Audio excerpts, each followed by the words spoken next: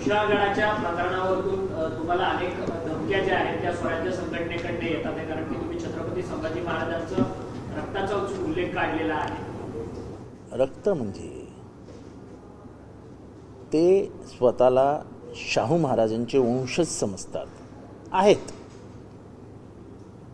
राजर्षी शाहू यांना संभाजींची भूमिका पटली असती का? त्यांच्या वडिलांनाच पटली नाही. त्यांच्या वडिलांनीच त्यांच्या विरोधात भूमिका घेतली. विशाळगडावरती जे काही झालं त्याला कारणीभूत संभाजी आहेत. 1100 वर्षापूर्वीच्या दर्ग्यावरचा घुमट तोडला जातो. गजापूरमध्ये दरोडेखोर घुसावेत तसे ते घुसतात. ते कोण होती माणसं? ती 100% संभाजीची म्हणजे ते आता त्यांना म्हणावं लागेल संभाजी राजे नाव, त्यांचं आडनाव वगैरे घेणं चुकीचं ठरेल. आपल्या आडून आपल्या मागून येऊन कोणीतरी आपला घात करणारे त्यांनी ओळखायला पाहिजे. हे काम संभाजी भिडेंनी केलं. या संभाजींच्या आड राहून या संभाजी बोलले आणि त्या संभाजी भिडेंनी काम करून टाकलं. पण तुम्ही केलंत कशाला? तुम्ही शाहूंचे वंशज आहात. या महाराष्ट्राला एक ठेवण्यासाठी हे मातीचा सुगंध हा शाहू फुले आंबेडकरांच्या नावाने येतो. ही माती एक ठेवावी म्हणून शाहूंचे विचार आहेत. त्या शाहूंचे वंशज आणि तुम्ही असं कृत्य करता. जातीपातीचं धर्माचं राजकारण आहे. शाहूंच्या घराण्याला शोभतं का? आणि अशा धमक्या बिमक्यांना मी घाबरत नाही. मी आयुष्यभर हेच भोगलंय. पण विचारांपासून तसूभरी मागे जाणार नाही. तुम्ही शाहूंचे रक्ताचे वारसदार आहेत. मी विचारांचा वारसदार आहे. पण विशाळगडावरचं जे अतिक्रमण आहे ते काढण्यासंदर्भात सर्व आंदोलन जे आहे ते त्यांच्याकडनं करत होते. परंतु अगोदरच विशाळगडातल्या रहिवाशांनी सुद्धा मागणी केली होती पोलिसांना की पोलीस प्रोटेक्शन देण्यात. हे पत्र आहे. हे घ्या पत्र.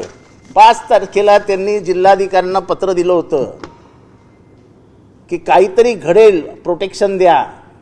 स्वतः विशाळगडाची माणसं गेलेली होती. हे पत्र 5 तारखेला हे दिल्यानंतर 12 तारखेला ते विशाळगडाच्या हद्दीत म्हणजे जे शाहूवाडी पोलीस स्टेशन आहे तिथे जाऊन आले. तिथे पण त्यांनी कंप्लेंट केली की काहीतरी घडेल आणि 14 तारखेला हे घडलं.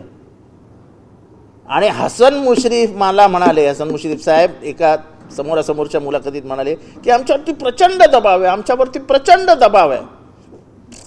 मी म्हटलं सरकारवरती दबाव?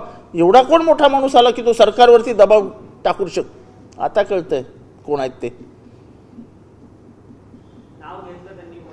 ते नाही नाव नाही घेतलं ना. आता कळतंय ना. हे ज्या पद्धतीने माझ्या घरावरती धमक्या येत आहेत, मारू झोडू घर फोडून टाकू, सोपं वाटतं का ना?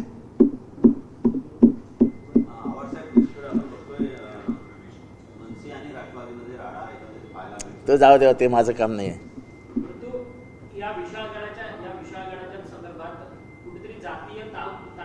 हे बघा मी सांगतो, हा सुनियोजित कट होता आणि हे संभाजी राजेंना वापरत होते. लोकसभेच्या निवडणुकीनंतर इथे महाराष्ट्रात तणाव निर्माण करायचा हा युतीचा प्रयत्न होता. रायगडावरची भाषणं तपासून बघा, म्हणजे त्याची लिंक तुम्हाला बरोबर लागेल विशाळगडावरती. आणि विशाळगडातनं तुम्हाला पूर्ण महाराष्ट्रात कसे दंगे पेटवायची ही त्यांची लाईन होती ही देखील समजेल. कारण का इतिहासाचा मागोवा घेता 2009मध्ये मिरजेमध्ये आणि सांगलीमध्ये जातीय दंगल संभाजी मनोहर भिडेंनी पेटवली. त्याचा फायदा तेव्हा युतीला झालेला होता.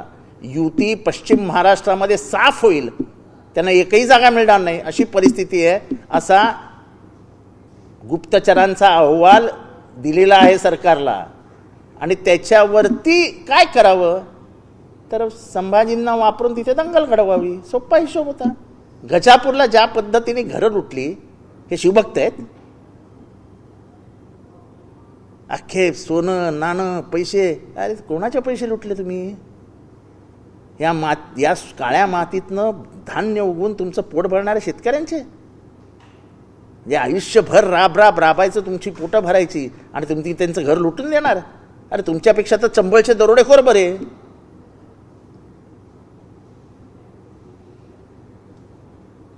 एवढे जण होते, का नाही कोणाला अटक होत? माझी पहिली मागणी आहे की तिथल्या जिल्हाधिकारी आणि तिथल्या SP ला सस्पेंड करा. माहीत असूनही त्यांनी बंदोबस्त दिला नाही. या कटात तेच सहभागी आहेत.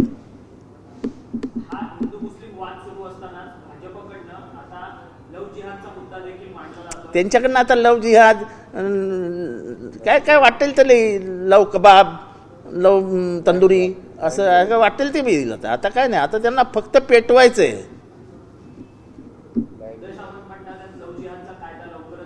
अरे आणा, कुठलेही कायदा आहे आणा यार. प्रेमाच्या मध्ये येणारे अनेक जण जन्माला आले आणि वाहून गेले.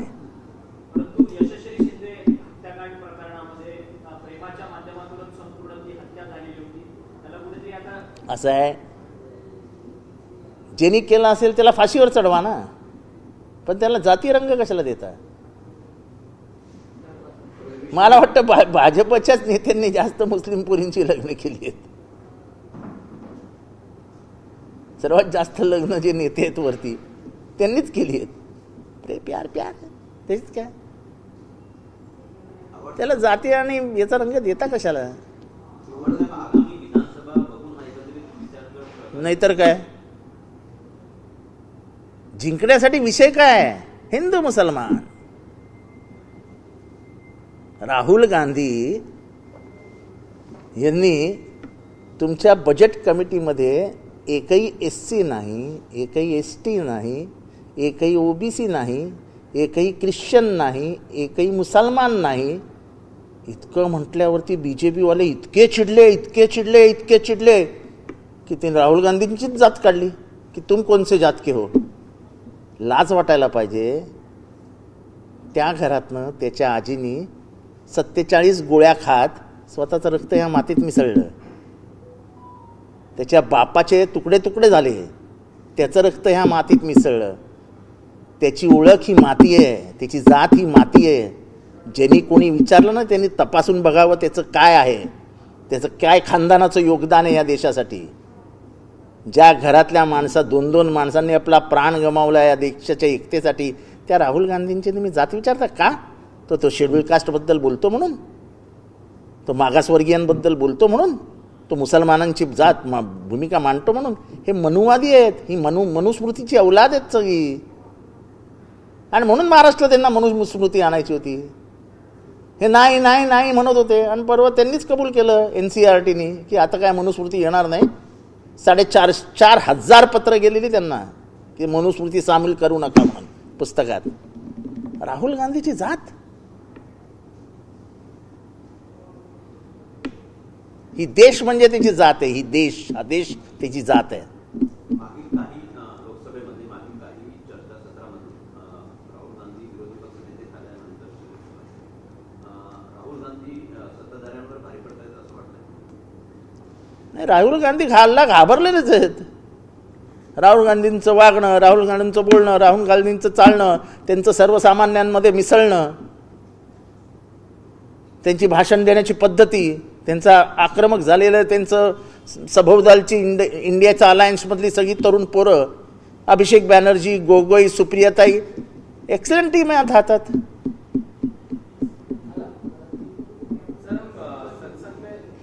मराठी संपू द्या ना. जी नवीन संसद बांधली गेली, जवळपास 1200 कोटी रुपयांची संसद बांधली गेली होती आणि पहिल्याच पावसाळ्यामध्ये संपूर्ण संसदेचं छत जे आहे ते गळतंय. अनेक ठिकाणी पाणी भरलेलं आपल्याला पाहायला मिळतंय. काय सांगाल?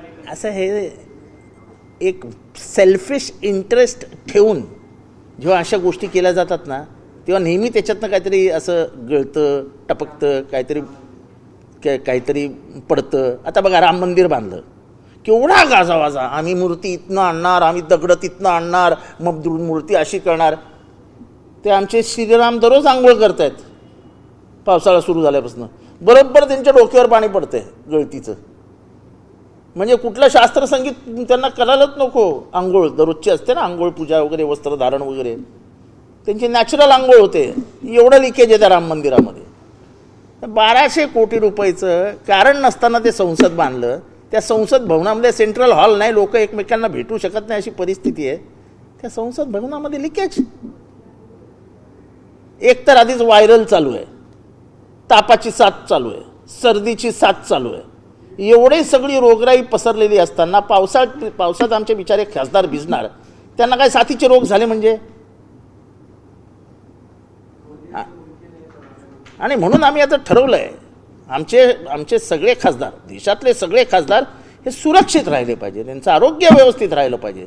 आणि म्हणून आम्ही 600 रेनकोट किंवा छत्र्या या आम्ही दिल्लीला पाठवणार आहोत. तिथला जो चतुर्थ श्रेणीचा कर्मचारी आहे ज्यांना हे रेनकोट देणार नाही, कारण का ह्यांना वाटतं मागासवर्गीयांनी पावसात भिजावं, उन्हात चढावं आणि मरून जावं.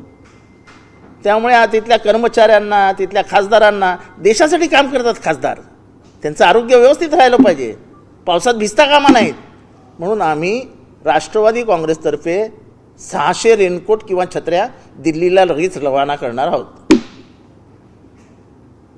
अजित पवार जे राष्ट्रवादी काँग्रेस पक्षाचे आता अध्यक्ष आहेत, त्यांनी काही खुलासे स्वतःहून केलेले आहेत.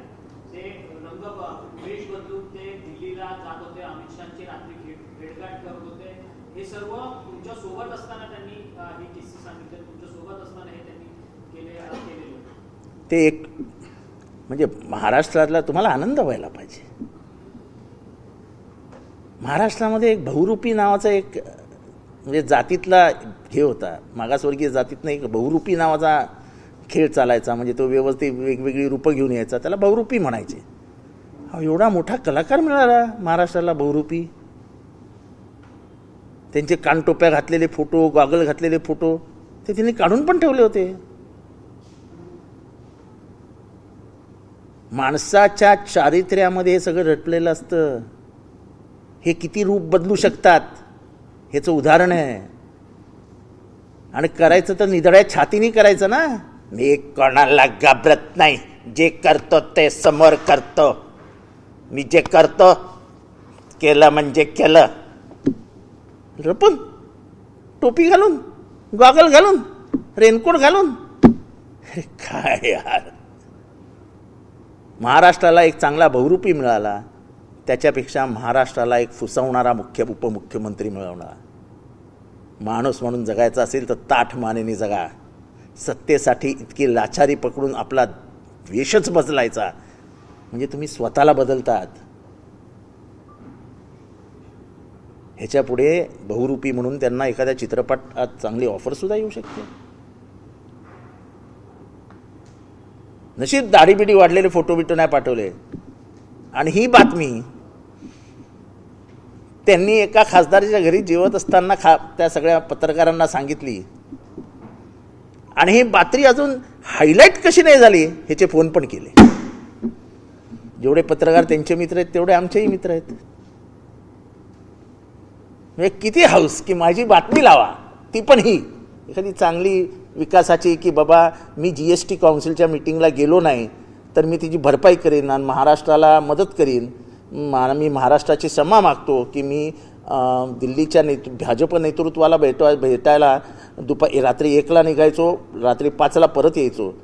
ते मी केलं, पण मी दुपारी 1ला जाऊन रात्री संध्याकाळी 5ला परत नाही आलो. जेव्हा GSTची बैठक असते तेव्हा मी जायचो नाही, कारण मी तेव्हा आराम करायचो, थोडा रात्री जावं लागायचं. हे सांगितलं असतं तर बरं झालं असतं.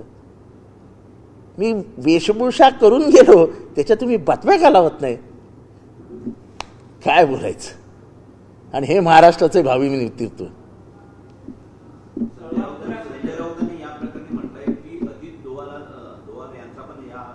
नाही, कोणाचाही हात असला तरी लोकशाहीमध्ये आणि कायद्यान्वये आपल्या आधार कार्डावरचं नाव हे आपल्या त्या काय म्हणतात तो बोर्डिंग पासवर नसणं, तिकीट कोणाच्या नावाने निघालं हीची सगळी चौकशी झाली पाहिजे. त्यांच्या जर आधार कार्डावर अजित अनंत पवार असेल, अनंतराव जे काय असेल तेच नाव बोर्डिंग पासवर पाहिजे. हे दुसरं नाव छापलं कसं?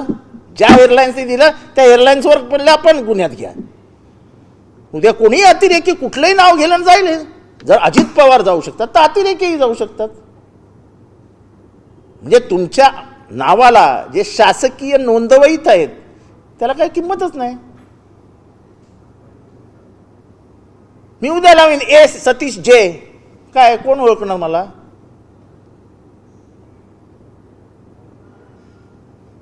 कळेल कोणाला सतीश जे? काय मस्करी लावली काय सुरक्षेचे? सुरक्षेचे म्हणजे स्वतः गव्हर्नमेंटने उदाहरण द्यायचं. हे गांभीर्याने घेतलं पाहिजे. तुम्ही टिंगलटवाळी करतात. काय सत्तेची लालच आहे तुम्हाला की तुम्ही कायद्याचे तुकडे तुकडे तुकडे तुकडे करून टाकले. काय तर उपमुख्यमंत्री व्हायचं होतं, काय तर काकाला ढकलून द्यायचं होतं. खोटं ना, काय हसू आलं मला ते. काय अनंतराव पी हे असं ना. आता तुम्ही पत्रकारांनी पण मला जितेंद्र वगैरे म्हणायचं नाही. जे सतीश असं आज 5 मी माझं नामकरण करतोय, जे सतीश.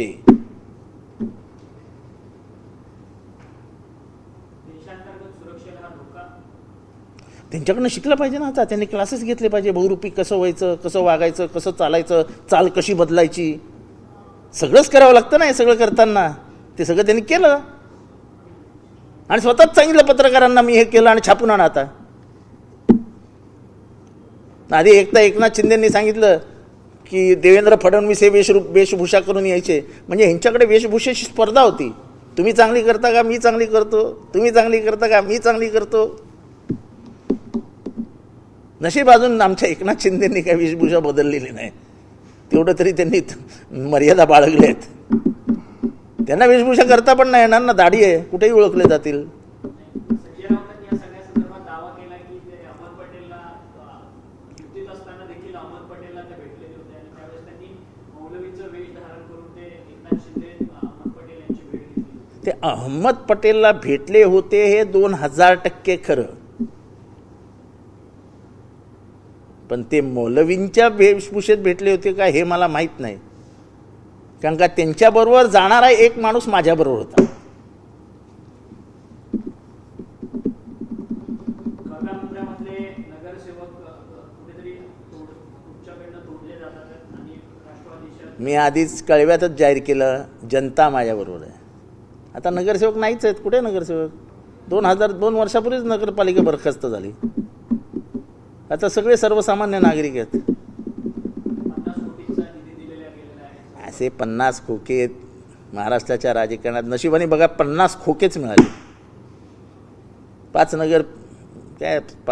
नगरसेवक फुटले. प्रत्येकाला 8-8 कोटीचा निधी दिला. सर्वात मोठा म्हणजे मला आज कॉन्ट्रॅक्टर सांगत होते की भयंकर मोठी मोठी टेंडर निघत आहेत. टेंडर काढण्यासाठी आधी ॲडव्हान्स 10 कोटी द्या. टेंडर निघाल्यानंतर 10 कोटी द्या. टेंडर अलॉट होईल तेव्हाचे आकडे ऐकाल तर महाराष्ट्राला चक्कर येईल. चक्कर. ते बसतात, ते कॉन्ट्रॅक्टरला बोलवतात, सांगतात हे बघा हे टेंडर 275 कोटीचं आहे, ह्याचे 10% झाले 27 कोटी झालं. आता हे टेंडर आम्ही 1000 कोटीचं करतो.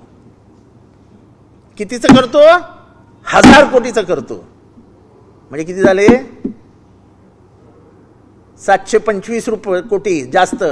725 कोटीमधनं तुम्हाला जेवढा इन्कम टॅक्स, GST, BST तुम्हाला देऊ, त्याच्यातले एक थोडे 50 कोटी तुम्हाला देईल. उर्वरित पैसे आमचे, ते पण कॅशमध्ये. आणि टेंडर अलॉट झाल्या. म्हणजे हा तर कर्नाटकाचा बाप झालेत सगळे. ह्या पर्सेंटेज म्हणजे ह्या भ्रष्टाचाराला काही लिमिटच नाही. एक 250 कोटीचं टेंडर होतं क्रॅश बॅरियरचं. त्या मंत्र्यांनी असं बघितलं टेंडर 250 कोटीचं, तर ते समोरचे अधिकारी म्हणाले नाही तुम्हाला साहेब 75 कोटी उरतील अशी व्यवस्था केलेली आहे. तेव्हा यांनी अशी फाईल फेकली. त्या अधिकाऱ्याला सांगितलं जा हे टेंडर 1000 कोटीचं करून घेऊन ये. तुम्हाला साहेब तेवढा क्रॅश बॅरियर लागणारच आहे. अरे पाहिजे तिथे लाव. हो सांग इथे ॲक्सिडेंट होऊ शकतात आणि लाव क्रॅश बॅरियर. काय बोलणार?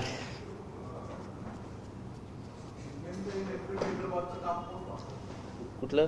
अरे काय तुम्ही साहेब, तुम्ही त्या 6व्या मजल्यावर इतके फिरता, प्रत्येक दालन तुम्हाला माहिती आहे साहेब. मला विचारता तुम्ही, मी तर जात नाही 6व्या मजल्यावर.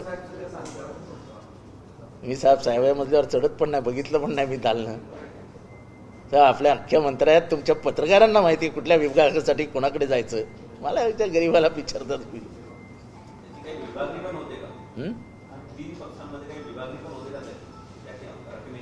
नाही ते रक्कम कोण खातं, कोणाला वाटतात, किती कोणाचा अधिकार आहे हे मला काय माहीत नाही. पण मध्यंतरी मी ऐकलेलं की एका पक्षाचे काही नेते वरिष्ठांकडे गेले होते की आम्हाला वाटा मिळत नाही म्हणून. सगळीच माझं नाव माझ्याकडनं विचारू नका. तुमच्या मतदारसंघाला खास करून अजित पवारांनी टार्गेट केलेलं आहे. अनेक कोटींचा निधी जो आहे तो दिला जातो. आगामी निवडणुकीच्या काळात देखील हे बघा, मोठ्या प्रमाणात निवडणुका आहेत. निवडणुका जनता ठरवते. ज्यांच्या नावावरती गद्दारीचा छाप लागलेला आहे, ज्यांचं आज सूर्याजी पिसाळ म्हणून महाराष्ट्रात ओळख आहे, त्यांना महाराष्ट्रात किती प्रेम मिळणार आहे हे आम्ही काही वेगळं सांगायला नको.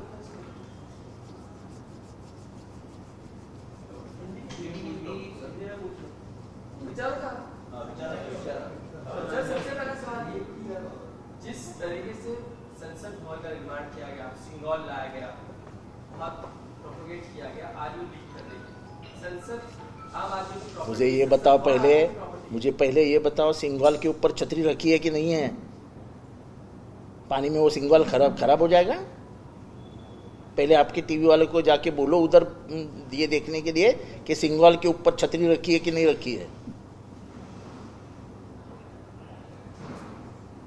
देखो, इन्होंने बनाई ही सब राष्ट्रीय स्मारक जो इन्होंने बनाए हैं, राम मंदिर, राम दररोज नहा रहा है, श्री राम के ऊपर ही जल की धारा बह रही है. वो नैसर्गिक हो सकता है. 1200 करोड़ रुपए का पत्थर इधर से लाऊंगा, पत्थर उधर से लाऊंगा, मूर्ति का पत्थर इधर से लाऊंगा, मूर्ति का पत्थर उधर से लाऊंगा. पूरी वर्षा हो रही है, वर्षा का अंदर आगमन हो रहा है. संसद देश का अभिमान. हमारी संसद कितनी पुरानी थी जो पहले थी, वो क्या खूबसूरत थी. कभी पानी आया अंदर? इनकी संसद कोई क्लास ही नहीं है. आज मैंने देखा एक संसद में जाने वाला संसद सदस्य अंदर छतरी लेके जा रहा था एंट्रेंस से. मैं बोला ये क्या हो गया? मैंने फोन किया तो बोले यार पूरे संसद से पानी आ रहा है. तो फिर मैंने उनको बोला, हमारे भाइयों को, कि मैं यहाँ से 500 से 600 छतरियाँ भेज देता हूँ. सब उधर के साफ सफाई करने वाले जो पिछड़े वर्ग के कर्मचारी, उनको भी भेजना पड़ेगा. ये तो देने वाले नहीं पिछड़ों को कुछ. तो हमने ये सोच लिया है कि आगामी संसद अधिवेशन के लिए सभी सांसदों के लिए हम छतरियाँ भेज देंगे. मैं खुद जा रहा हूँ 5 तारीख को, तो लगता है मैं 600 छतरियाँ जाके संसद भवन में भेज दूंगा, ताकि हमारे जो संसद में हैं, चाहे विरोधी पक्ष पे हो या सत्ता पक्ष के हो, उनकी जान सुरक्षित रहनी चाहिए ना. क्योंकि अभी कोरोना का माहौल चल रहा है, फ्लू का माहौल चल रहा है, वायरल का माहौल चल रहा है. तो ये ना हो कि हमारे सांसद बीमार गिर जाए, कोई उनके शरीर को कुछ अपाय हो जाए. तो उसके लिए हम उनको छाता भेजने वाले, रेनकोट भेजने वाले, ताकि वो संसद में सवाल पूछते टाइम भीगे नहीं. दूसरा सवाल ये कि जिस तरह से डिबेट के वक्त राहुल गांधी ने जो ओबीसी जनगणना को लेकर सवाल उपस्थित किया, सरकार के बात ये है कि काफी निराशाजनक है. बात ये है कि ये सरकार ओबीसी जनगणना से डरती है. भारत में पिछड़े कितने हैं ये बताने से ये सरकार डरती है. भारत पिछड़ों का है ये बताने से ये सरकार डरती है. इनको गुस्सा राहुल गांधी के ऊपर इसलिए है कि राहुल गांधी दलितों की बात करता है, राहुल गांधी पिछड़ों की बात करता है, राहुल गांधी अति पिछड़ों की बात करता है, राहुल गांधी क्रिश्चियन की बात करता है, राहुल गांधी इस देश की अकलियत मुसलमानों की बात करता है. और इसलिए उन्होंने पूछ लिया हिम्मत से कि तुम्हारी जात बताओ कौन सी है. तो मैं आज इस महाराष्ट्र से, इस मुंबई से उस महान व्यक्ति को जवाब देना चाहता हूं, राहुल गांधी की जात पूछते हो? जिसके दादी ने 46 गोलियां मारकर उनका शरीर पूरा हिला दिया था, वो जमीन पर गिर गई तो पूरा ऐसा खून बह रहा था. आज भी उसकी भीगी खून की साड़ी वो रखी गई है. इस मिट्टी में वो खून शामिल है. ये मिट्टी उसकी जात है. उसके बाप का चेहरा वो बच्चा देख नहीं सका था, तब तो राहुल इतना सा था. हम तो तभी यूथ कांग्रेस में पॉलिटिकल वर्कर थे, तब राहुल इतना सा था. बाप का चेहरा भी देख नहीं पाया वो बच्चा. किसके लिए जान दी? देश के लिए. वो खून इस मिट्टी में है. अगर आप मुझसे पूछो कि राहुल गांधी की जात क्या है, तो मैं कहूंगा ये मिट्टी उसकी पहचान है और भारत उसकी जात है।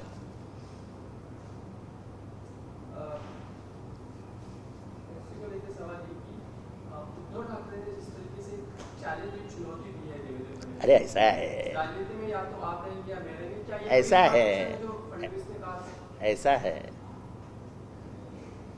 कि राजनीति में एक तो तुम रहोगे नहीं तो मैं रहूंगा, यानी एक तो सत्ता में तुम आओगे नहीं तो मैं आऊंगा, ये तो हमदम बोलते ही है। एक तो तू रहेगा नहीं तो मैं रहूंगा, उसमें क्या है? गलत क्या होगा? उन्होंने एक लाइन और से जोड़ी कि खासकर क्रिश्चियन और मुस्लिम हमारे साथ हैं, क्योंकि लोकसभा में जो दिखा आने वाले समय विधानसभा की भी। देखो ऐसा है, उद्धव ठाकरे जी जब बोलते हैं तो बड़े सोच विचार के साथ बोलते हैं, और मुसलमानों को, मुसलमान उनके साथ है, ये मैंने देखा है।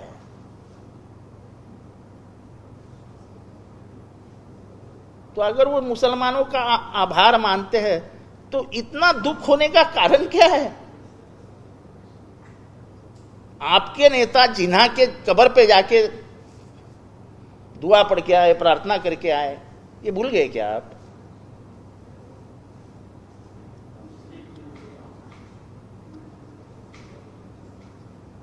सर, उस मामले में भी पुलिस ऑफिसर ने कहा है कि कोई कम्युनल एंगल नहीं है, बट हमने कुछ दिन पहले देखा कि बीजेपी के कुछ नेताओं ने लव जिहाद का मामला आगे लाने की कोशिश की। अरे इन लोग चुनाव है, लव जिहाद लाएंगे, वोट जिहाद लाएंगे और कुछ जिहाद लाएंगे।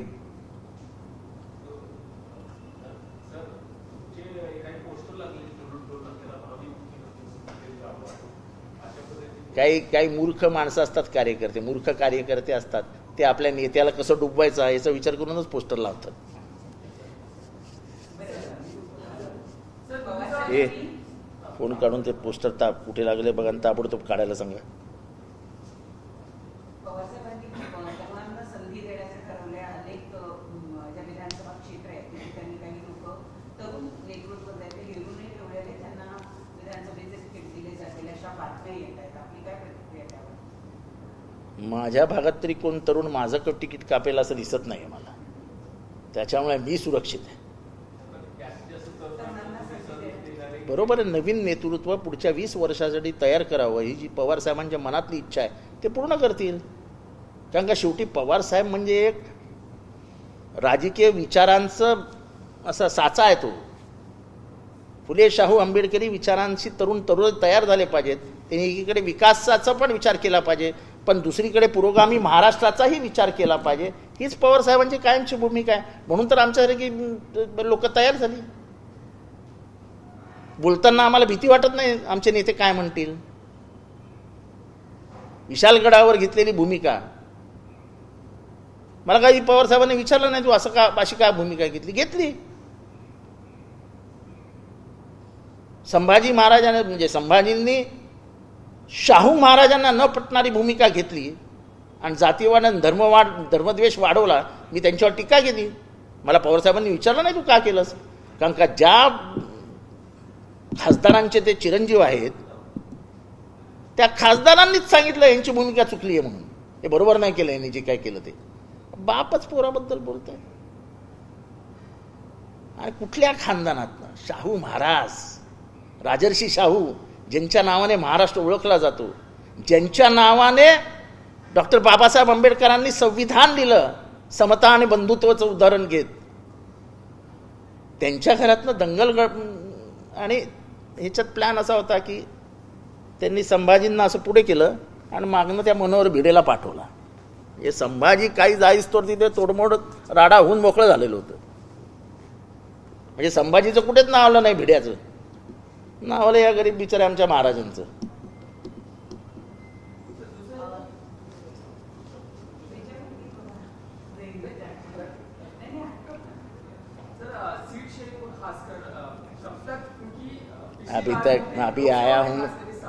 अभी आया हूँ मैं राहुल गांधी की जात बताने के लिए,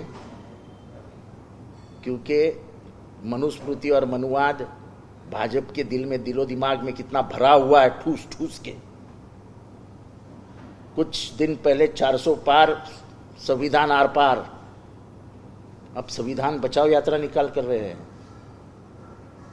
उसके नीचे मनुस्मृति छिपी हुई है, क्योंकि एनसीईआरटी ने कहा था कि प्रपोजल तो तैयार था, लेकिन इतने खत हमारे पास विरोध क्या है कि हमने आखिर वो निकाल दिया। यानी हम लोग जो बोल रहे थे वो झूठ नहीं बोल रहे थे। ये जो झूठा नरेटिव बोल रहे हैं ना आजकल, ये इनका वास्तव ही नरेटिव होता है। जिनको ये झूठा नरेटिव बोलते हैं ये वास्तव है। मुजरा तक पहुंच गए आप मुसलमानों के लिए भाषण में। मंगलसूत्र, मुजरा, हम शरीयत कैंसिल कर देंगे, हम मुस्लिम पर्सनल लॉ कैंसिल कर देंगे। मुस्लिम पर्सनल लॉ का कैंसिल होना मतलब संविधान का कैंसिल होना, क्योंकि right to religion is a fundamental right and fundamental right is the base of constitution. तो बिना कॉन्स्टिट्यूशन को हाथ लगाया कैसे क्या बदल सकते थे मुस्लिम पर्सनल लॉ? तो आप सर पे संविधान लगो, नहीं तो हाथ में संविधान रखो। आपके दिल में संविधान के प्रति कितना तिरस्कार है ये आप बता चुके हैं देश को, तब क्या मुंह दिखाओगे?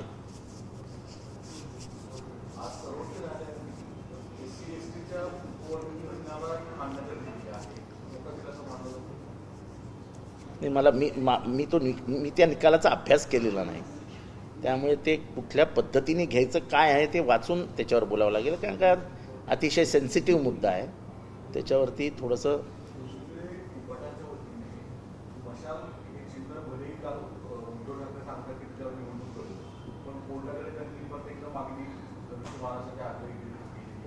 परत एकदा नाही केली।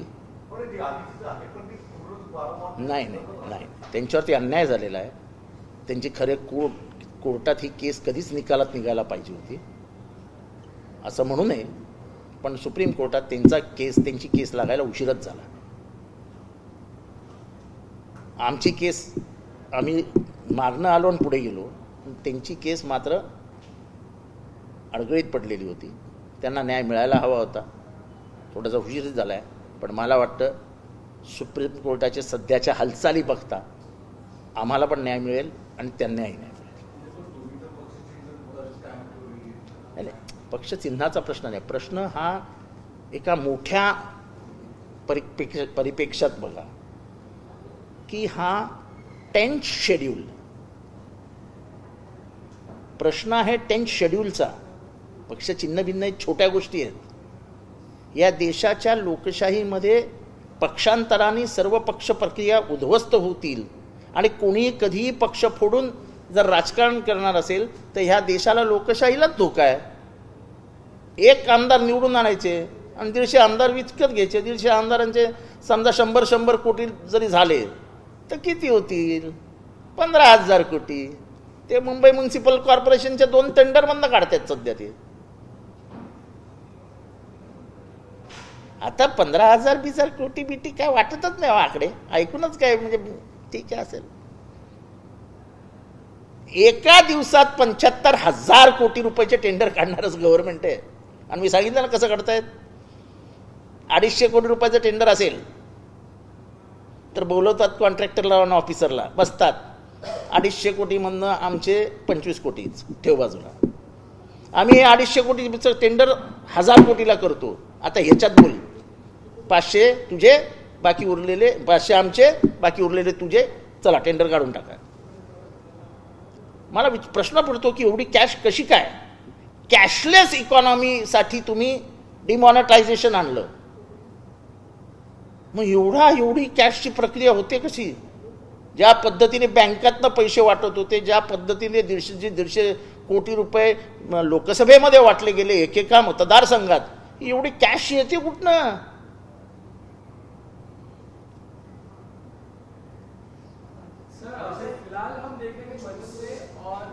मनसे मेरा काम नाही। आमदार नवाब मलिक सध्या वैद्यकीय जामिनावर आहेत, त्यांना कायमस्वरूपी जामीन मंजूर झाला। मला आनंद आहे, माणुसकीच्या नात्याने मला आनंद आहे की त्यांना जामीन झाला। मुख्यमंत्री एकनाथ शिंदेची योजना उद्यापासून मिशन ताईबाई हक्का सुरू करते। मुख्यमंत्री राज्यभर महिलांचे मेळावे घेतात आणि त्याची सुरुवात सिल्लोडबंद करतायत। त्याच मतदारसंघाचे आमदार आहेत त्यांनी सुप्रियाताईंविषयी चुकीच्या पद्धतीने टीका केली होती। नक्की मिशन ताईबाई हक्काविषयी तुमची काय प्रतिक्रिया? सिल्लोडमध्ये कितीचा लीड आहे माहिती आहे का? विरोधी पक्षाला लोकसभेमध्ये कितीचा लीड आहे माहिती आहे? 70,000चा. तुम्ही ताईमाई अक्का घ्या, नाहीतर कुठलेही घ्या, काय काय काय ज्या मीटिंग घ्यायच्या आहेत त्या का. तुमच्या भावना काय आहेत महाराष्ट्राबद्दल, या महाराष्ट्राने ओळखलेल्या आहेत. महाराष्ट्राचं कसं बट्ट्याबोळ करून टाकलं आहे हे महाराष्ट्राने ओळखलेलं आहे. तुम्ही तुमच्या ज्या राजकीय तुमच्यावरती ज्या जबाबदाऱ्या आहेत त्या व्यवस्थित पार पाडत नाही. तुमचे मंत्री ज्या मीटिंगला जायला पाहिजे त्या मीटिंगलाच जात नाहीत. तुमचे अर्थमंत्री GST काउन्सिलच्या मीटिंगला एकदाही गेलेले नाहीत. हे काही शोभनीय आहे? हा सिल्लोडचा आमदार हा काय बोललाय एका महिलेबद्दल? त्याच्यासाठी खरं तर त्याला पहिलं ती ताईमाई अक्का सुरू करण्याच्या आधी त्याच्याकडनं माफी मागून घ्या की बाबा परत मी असं महिलांबद्दल बोलणार नाही, असे अनुद्गार काढणार नाही.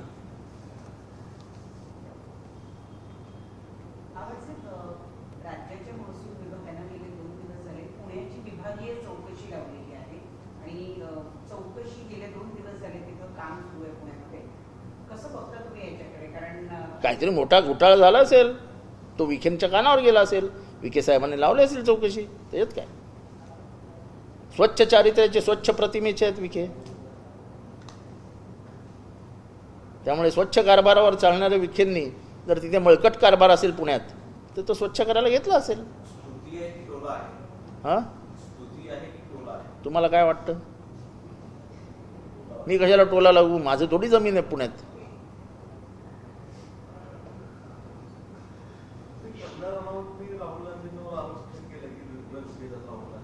कोण?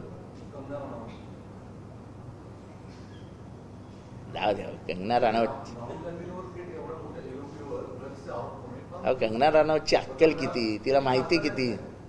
खासदार कोणी बनवू शकतं ना, ती बनली तर काय मोठं झालं तिच्यात. असंच तर आहे, या देशाचं दुर्दैव हेच ना की कंगना राणावत खासदार बनते. काय बोला. आता ड्रग्ज घेते, काय विषय आहे का लोकसभेचा? अहो, ड्रग्ज घेणारा माणूस 3600 किलोमीटर चालू शकतो का? आणि ड्रग्सची बोंबा मागची नाही आहे. त्यांच्याबद्दल तर म्हणजे राहुल गांधी हा व्यसनाधीनच आहे. अरे, जो माणूस 10 किलोमीटर पोहू शकतो एका ह्याच्यात, समुद्रात उडी मारू शकतो, धावू शकतो. मी त्यांच्याबरोबर चाललो आहे, त्यांच्या चालण्याच्या वेगाला मी 1 तास मॅच नाही करू शकतो. 1 तास म्हटलं नाही बाबा, आपने को नाही जमेगा.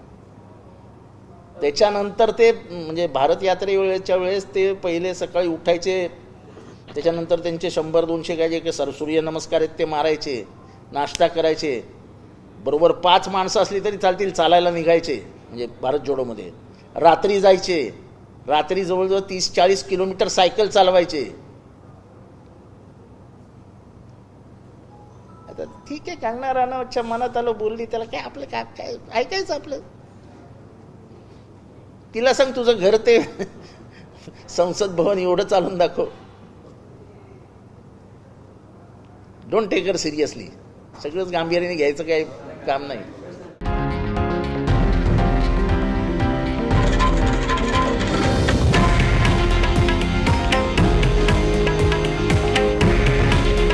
हे आहे देशातील नंबर 1 न्यूज नेटवर्क आणि आपण पाहत आहात TV9 मराठी. काळजी तुमची, हित महाराष्ट्राचं.